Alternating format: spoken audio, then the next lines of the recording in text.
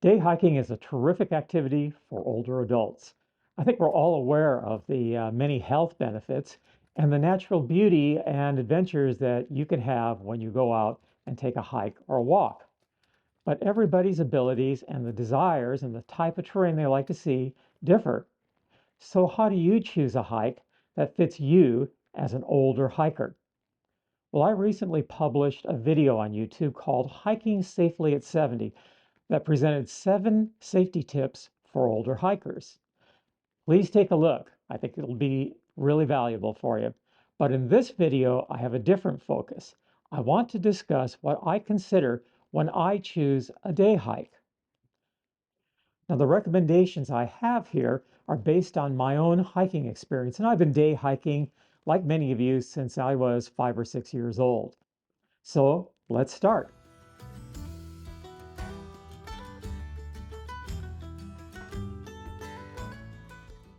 Let's begin with tip number 1. Where do you go for hiking information on possible trails? One place to start are trail guide books and hard copy maps. This is the old school approach. It's been around for decades, but it's really valuable. I find some of the descriptions in the guidebooks will really give you a feel for what you're likely to find on the trail, and hard copy maps still beat a lot of the online apps in terms of just being able to spread a big map and see the whole range of the country you're likely to go through and some of the sites you might be able to see. Then there are the online apps. For example, All Trails is a really good one. These are great if you want to get elevation profiles. They have 3D route maps, and they have comments that are recently posted by hikers who walk the trails just in the last few weeks or months. That'll give you a real good feel for how the trails are right now, not like they were back when a book was published. Another excellent source of information are the land management agencies that control the lands that the trail crosses, such as the Forest Service, the Bureau of Land Management, the Park Service, or some of your state and local park and recreation agencies. Now, for the best info, I'd recommend contacting the field offices of the applicable agency, such as the Forest Service Ranger District or the BLM field office. And I can tell you, the folks there are dedicated and they know the land well. So they'll be an excellent source of information, probably the best you can get. Another great source are nonprofits and volunteer groups. Quite often, these are the folks who go out on the weekend and work to maintain the trails or even build the trails. They'll have great information on what conditions are right now. Finally, you might take a look at some of the websites of hiking groups and clubs. And in every area I've been into, there's a whole variety of folks who have these clubs that will tell you what's going on with the trails, what are good trails to hike, and who you can contact locally or even hike along with.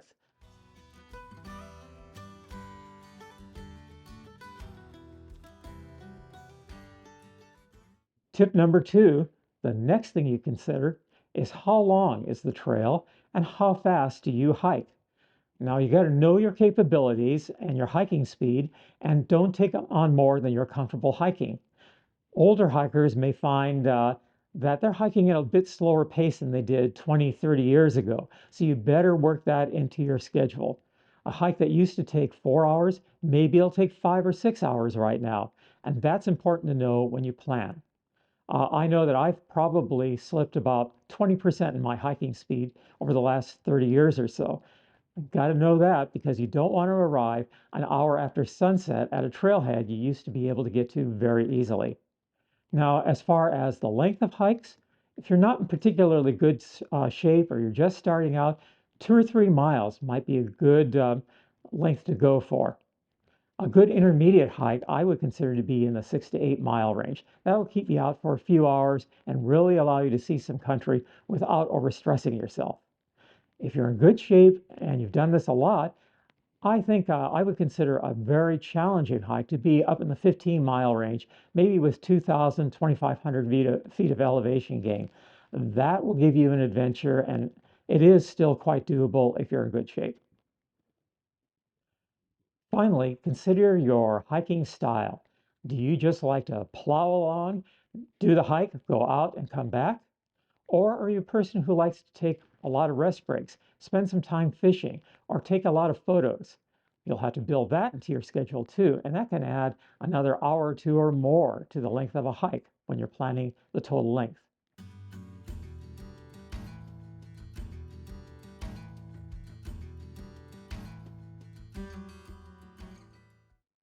The next thing you ought to consider, tip number 3, are what are the conditions of the trail you're going to hike?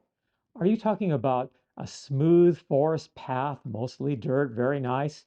Are you talking about a well-graded horse trail, such as the Pacific Crest Trail? Or are you talking about a hike that just follows a trail that pitches straight up a slope, very steep? Are you talking about a rocky trail? And that's very common here in the Sierra Nevada. Is it something like you might find in the Northeast, one of those famous trails that scramble over boulders going right up the mountain? These you ought to know before you go because they'll really affect uh, how tough it is to hike, how long it takes. Finally, you might think about, is this a really exposed trail? Now, I know I have a touch of acrophobia. If I go on a trail that has 1,000 feet straight drop off on one side, that's really going to affect my enjoyment and even my safety hiking that trail. So kind of do that homework as well. Next, consider what's the elevation of your trail? Are you talking about a nice hike along the seacoast at zero elevation? Or are you talking about maybe hiking over a high 12,000-foot pass? That's really going to make a difference on the available oxygen and how easy it is to hike a trail or whether you'll be risking altitude sickness. So take that into consideration and measure that against your own capabilities. Next, consider the elevation gain on a trail. Are you talking about an easy trail that might wander through a forest, a nature trail, gain a couple of 100 feet? Or are you talking about something that might have a big 2,500-foot climb built into it somewhere? And finally, it's where those climbs are. If you have a big uphill climb at the beginning, you can probably hoof your way over it. But if you're at the end of a day and you've already hiked several miles and you've got a 2,500-foot climb in front of you, that can be quite a challenge. So you might want to consider a hike that puts the really strenuous big climb earlier in the day.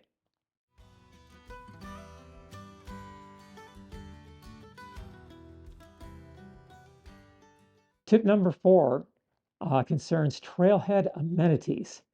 Does the trail begin at a trailhead with a really good and safe parking lot? Is the road access to the trailhead appropriate for your vehicle? And is the trail even open at the time of year you're going? Many trails will close when winter comes or other conditions are present. A lot of people really appreciate a trailhead that has bathrooms, and many do.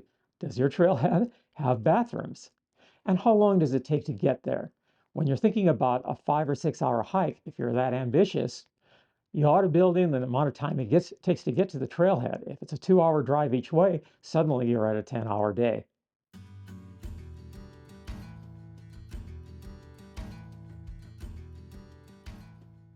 Tip number 5 concerns weather conditions. What's the weather going to be like on the day you're going to go out on your big adventure? Well, the time of year in your particular area can really determine if a hike will be safe. What might be safe in August or September may not work that way in the middle of winter. I would recommend that you avoid days that are really hot, really humid, or too cold for your hiking gear.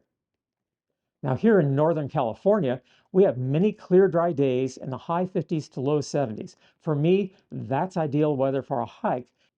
So I try to time my hike for days I'll have beautiful weather. I'd also recommend avoiding high insect seasons, or at least take really good precautions. A bad time for mosquitoes is going to ruin any hike.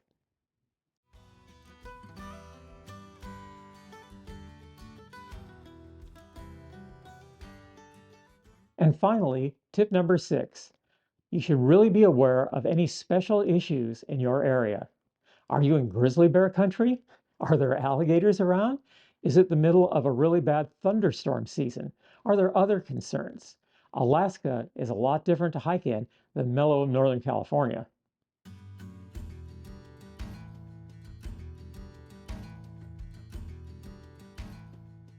So let's recap.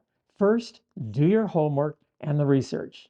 And then, once you know your capabilities and hiking speed, determine trail conditions, trail length, the amenities that are available, and the weather, what kind of day you're going to face. And always keep in mind the tips for hiking safely as an older hiker. Don't forget to take enough food, including water and electrolytes, and wear the right clothes. Well, these are just my thoughts. I'd really like to learn what you do to choose a good day hike. It's going to be different in every area, so I'm sure you have some really interesting experiences to share. Please feel free to leave a comment below, and I'll take a look at every one of them. Thanks a lot, and happy hiking.